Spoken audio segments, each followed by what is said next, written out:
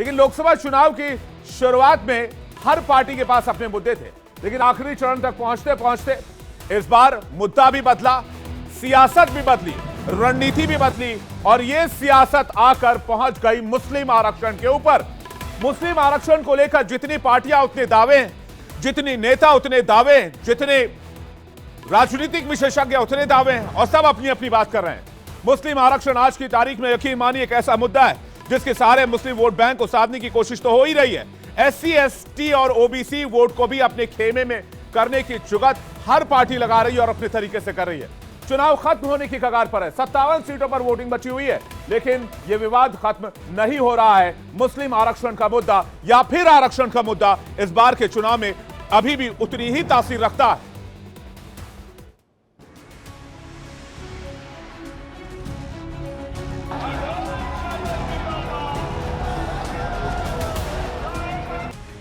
लोकसभा का रण अपने आखिरी दौर में पहुंच चुका है।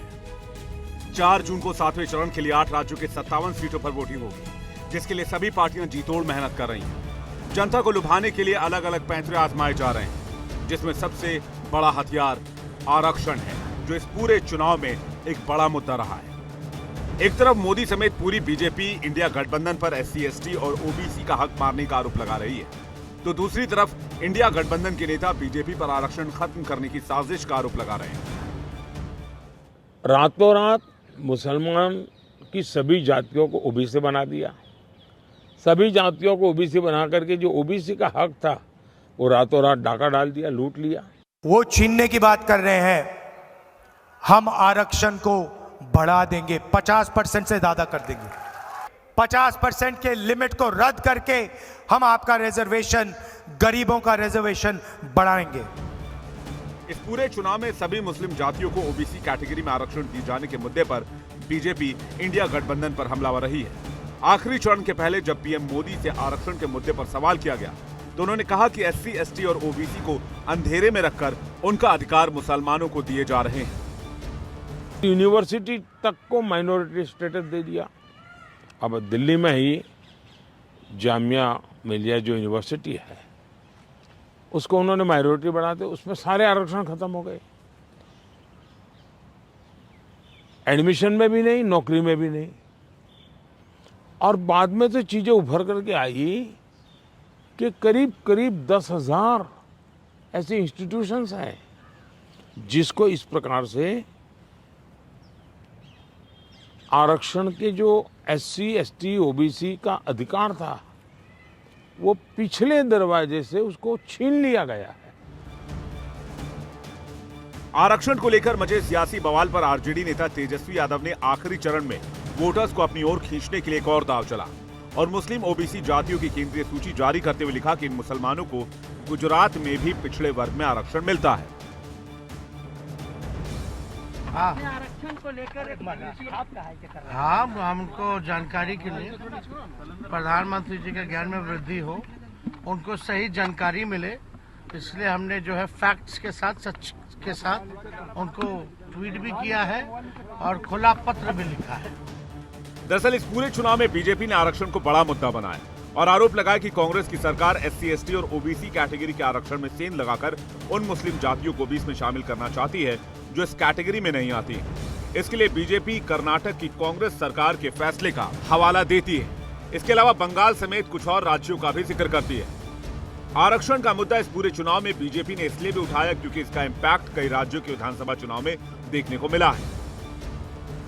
आरजेडी जो बिहार में धीरे धीरे कमजोर होती जा रही थी, उसे 2015 के विधानसभा चुनाव में आरक्षण के मुद्दे पर ही अचानक बड़ी पार्टी बनकर उभरी थी। लिहाजा बीजेपी नहीं चाहती है कि आरक्षण का मुद्दा विपक्षी पार्टियों के लिए संजीवनी की तरह काम करे।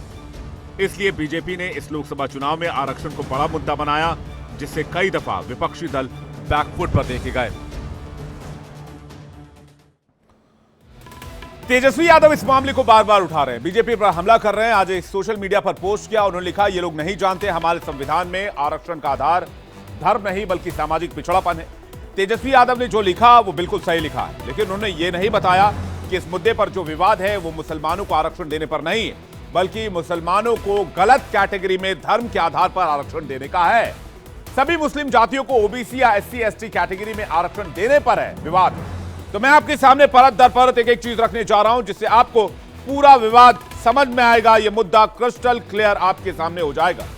मुस्लिम आरक्षण पर जो विवाद है वो मुसलमानों को आरक्षण देने को लेकर नहीं है, बल्कि उन्हें सही कोटे के तहत आरक्षण ना देने पर विवाद है। पीएम मोदी समेत पूरी बीजेपी का आरोप है कि जो मुस्लिम जातियां ओबीसी वर्ग में नहीं आती हैं, उन्हें भी ओबीसी कैटेगरी में आरक्षण का लाभ दिया जा रहा है। ये सवाल पूछना चाहते हैं, आखिर क्यों है ऐसा? क्या वोट बैंक के तुष्टीकरण के लिए? विवाद की असली वजह यही है, और इसे गहराई से समझने के लिए आपको मंडल कमीशन की सिफारिशों को समझना होगा। मंडल कमीशन के चैप्टर 12 में सैयद, शेख, पठान और मुगल जातियों को ओबीसी नहीं माना जाता है। ये जातियां सामाजिक आर्थिक रूप से मुसलमानों में उच्च जातियां मानी जाती हैं। लेकिन बताइए कि इन्हें क्यों कर्नाटक में आरक्षण मिल रहा है? इसलिए इन जातियों को सामान्य वर्ग के समकक्ष रखा गया, इसलिए विवाद, इसलिए सवाल पूछे जा रहे हैं। मंडल कमीशन के 12.18 चैप्टर के मुताबिक मुसलमान दो ही स्थिति में ओबीसी हो सकते हैं। पहला, अगर पुरखे हिंदुओं में निचली जातियों में रहे हों, और वो दूसरा वो कि जो मुस्लिम जातियां जो हिंदुओं के समकक्ष हों, यानी जो पेशे से हिंदू जातियां ओबीसी हैं, वही पेशे वाली मुस्लिम जातियां ओबीसी हो सकती हैं, जैसे धोबी, तेली, धीमर, नाई, गुर्जर, कुम्हार, लोहार, दर्जी, बढ़ई जैसे पेशे वाली मुस्लिम जातियां। इसके अलावा बाकी मुसलमान ओबीसी नहीं हैं। उन्हें आरक्षण सिर्फ धर्म के आधार पर ही दिया जा रहा है, तुष्टीकरण के आधार पर दिया जा रहा है। यही आरोप बार बार बीजेपी लगा रही है। मुस्लिम आरक्षण का विवाद आरक्षण के कर्नाटक मॉडल के बाद से और ज्यादा गहरा गया, इसलिए इसे जानना बहुत जरूरी है, तब जाकर यह पूरा विवाद आपके समझ में आएगा। कर्नाटक में कांग्रेस सरकार ने सभी मुस्लिम जातियों को ओबीसी कैटेगरी में शामिल कर लिया, लेकिन किन जातियों को ओबीसी कैटेगरी में शामिल किया जा सकता है, यह मैंने अभी आपके सामने रखा। दूध का दूध, पानी का पानी मैंने कर दिया। अब इसी मुद्दे को लेकर पूरे चुनाव में बीजेपी हमलावर रही है। तो कर्नाटक में मुस्लिम आरक्षण का विवाद क्या है, यह भी मैं आपको जल्दी से बता देता हूं। कर्नाटक में एचडी देवेगौड़ा की जनता दल की सरकार ने पहली बार साल 1995 में ओबीसी कोटे के तहत मुसलमानों के लिए आरक्षण लागू किया। एक विशिष्ट वर्ग 2B के तहत मुसलमानों को 4% का आरक्षण दिया गया। हालांकि 2023 विधानसभा चुनाव से ठीक पहले तत्कालीन बीजेपी सरकार ने मुसलमानों को दिए गए 4% का आरक्षण का कोटा खत्म कर दिया और इसे लिंगायत और वोका लिगा समुदाय में बराबर बांट दिया गया। उस समय कर्नाटक में कोई खास विवाद नहीं हुआ था, लेकिन विधानसभा चुनाव में बीजेपी को हार का सामना करना पड़ा। लेकिन राज्य की कांग्रेस सरकार जब आई तो लोकसभा चुनाव से ठीक पहले मुसलमानों को ओबीसी में शामिल किया गया। कैटेगरी 2B के तहत सभी मुसलमानों को आरक्षण का रास्ता तैयार कर दिया गया। कर्नाटक में फिलहाल ओबीसी वर्ग के लिए 32% आरक्षण का प्रावधान है, जिसमें कुल 883 जातियां हैं और उपजातियां हैं। इसके लिए 5 कैटेगरी 1, 2A, 2B, 3A और 3B में इसे बांटा गया है। अब जल्दी से आपको बताते हैं किस कैटेगरी में किसको कितना आरक्षण है और उसमें कितनी मुस्लिम जातियां हैं, जिस पर कंट्रोवर्सी क्रिएट हुआ है। सबसे पहले कैटेगरी 1 की बात। कैटेगरी 1 के तहत ओबीसी को 4% का आरक्षण मिलता है, जिसमें कुल 391 जातियां आती हैं और उपजातियां आती हैं। इसमें मुसलमानों की 17 जातियों को शामिल किया गया, इस पर कोई विवाद नहीं है। इसी तरह कैटेगरी 2A के तहत 15% ओबीसी आरक्षण मिलता है। इसमें कैटेगरी में कुल 393 जातियों और उपजातियों और इसमें मुसलमानों की 19 पिछड़ी जातियों को शामिल किया गया। इस पर भी कोई विवाद नहीं है। विवाद शुरू होता है यहां से। कैटेगरी 2B के तहत 4% का ओबीसी आरक्षण दिया गया। इस कैटेगरी में मुसलमानों की सभी जातियों को कवर कर दिया गया। अब सवाल यही से शुरू होते हैं कि जो ओबीसी कैटेगरी में जो जातियां नहीं हैं और जो मंडल कमीशन की सिफारिशों को पूरा नहीं करती हैं, आखिर उनको किस मंशा के तहत आरक्षण दिया जा रहा है? क्या ये धर्म आधारित नहीं? क्या ये तुष्टीकरण नहीं? कैटेगरी 3A की भी बात कर लेते हैं जल्दी से। कैटेगरी 3A के तहत 4%, 3B के तहत 5% आरक्षण मिलता है। ओबीसी आरक्षण इन दोनों कैटेगरी में कुल मिलाकर 98 जातियां और उपजातियां शामिल है, लेकिन इसमें मुसलमान नहीं है। लेकिन गौर करने वाली बात यह है कि 1, 2A में तो मुसलमानों की 36 जातियां हैं, जबकि 2B में सभी मुसलमानों को शामिल किया गया है। यानी सैयद, शेख, पठान, मुगल जैसी जाति जो जनरल कैटेगरी की मानी जाती हैं, इन्हें भी ओबीसी कैटेगरी का फायदा दिया जा रहा है। और यहीं पर विवाद होता है कि अगर इनको ओबीसी कैटेगरी का फायदा दिया जा रहा है तो काटा किसका जा रहा है? काटा ओबीसी कैटेगरी का जा रहा है। यानी ओबीसी कैटेगरी को जब 50% मिल रहा था, सपोज दैट, मान लीजिए उसमें से 4% इन कराएंगे तो ओबीसी को 46% ही लाभ मिल पाएगा। यही सवाल बीजेपी उठा रही है और यही विवाद की मुख्य वजह है। इसी वजह से कांग्रेस पर मुस्लिम तुष्टीकरण, मुस्लिम अपीजमेंट के आरोप लग रहे हैं। अब संविधान क्या कहता है? देश में आरक्षण की जो व्यवस्था है वो धर्म के आधार पर नहीं है, बल्कि सामाजिक और आर्थिक रूप से वंचितों के लिए है। संविधान के अनुच्छेद 16/4 के तहत राज्य जिन नागरिकों को पिछड़ा वर्ग मानते हैं उन्हें ओबीसी में शामिल करके आरक्षण दे सकते हैं। लेकिन कर्नाटक का विवाद पूरे लोकसभा चुनाव में इसलिए हावी रहा क्योंकि आर्थिक और सामाजिक रूप से जो मुस्लिम जातियां समृद्ध हैं, जिनकी लिस्ट भी मैंने आपको बताई, उनको भी ओबीसी वर्ग में डाल दिया। इसी वजह से बार बार इस मामले को लेकर सवाल उठाए जा रहे हैं। लेकिन अब आपको बता दें कि बिहार की 8 सीटों पर अब चुनाव 1 जून को होना है। उसके ठीक पहले तेजस्वी यादव ने गुजरात कार्ड खेल दिया है। मुस्लिम ओबीसी जातियों की केंद्रीय सूची जारी की है जिसमें गुजरात में पिछड़ा वर्ग में आरक्षण मिलता है ताकि वो उन ओबीसी वोटर्स को साधने में कामयाब हो जाएं जो बीजेपी के उठाए मुद्दे से छिटक रहे थे। लेकिन गुजरात की बात हुई है तो अब आपको गुजरात में मुस्लिम आरक्षण का पूरा गणित बताते हैं, क्योंकि सवाल उठाया गया है तो इस पर भी फैक्ट आपके सामने रखना बहुत जरूरी है। इस पर भी आपके सामने आंकड़े आने चाहिए। गुजरात में ओबीसी जातियों की सूची का अध्ययन करते हैं तो हमें पता चला कि इसमें जो मुस्लिम जातियां हैं वो नरेंद्र मोदी के सीएम बनने से पहले ही मौजूद हैं। नरेंद्र मोदी के मुख्यमंत्री बनने और रहते ओबीसी में 14 नई जातियों को गुजरात में जोड़ा गया था, जिसमें किसी का भी इस्लाम मजहब से कोई ताल्लुक नहीं है। गुजरात में 31 मुस्लिम जातियां ओबीसी के दायरे में आती है। इनमें से केंद्रीय सूची की 24 मुस्लिम जातियों को शामिल किया गया है, जिसमें से 29 कांग्रेस शासनकाल में जोड़ी गई। दिसंबर 1995 और सितंबर 1996 में बीजेपी सरकार ने मुस्लिम जातियों को इसमें जोड़ा, लेकिन तब नरेंद्र मोदी सरकार का हिस्सा नहीं थे। लेकिन तेजस्वी यादव कह रहे हैं कि गुजरात में नरेंद्र मोदी के शासनकाल में इस तरह से हुआ था। तो आंकड़ा आपके सामने है। देश में उन्हीं मुस्लिम जातियों को आरक्षण मिलता है जो केंद्रीय ओबीसी सूची में शामिल हो या राज्य के ओबीसी सूची में। राज्य सरकारें समय समय पर सूची में फेरबदल करती हैं। आरक्षण से छेड़छाड़ के बिना इन अन्य जातियों को इसमें शामिल किया जाता है। राज्य में मुस्लिम आरक्षण का क्या हाल है, किन किन राज्यों में कितना आरक्षण दिया गया है, यह भी मैं आपको जल्दी से बताता हूं। केरल, कर्नाटक में सभी मुस्लिम जातियों को आरक्षण है। केरल में शिक्षा में 8%, नौकरी में 10% आरक्षण है।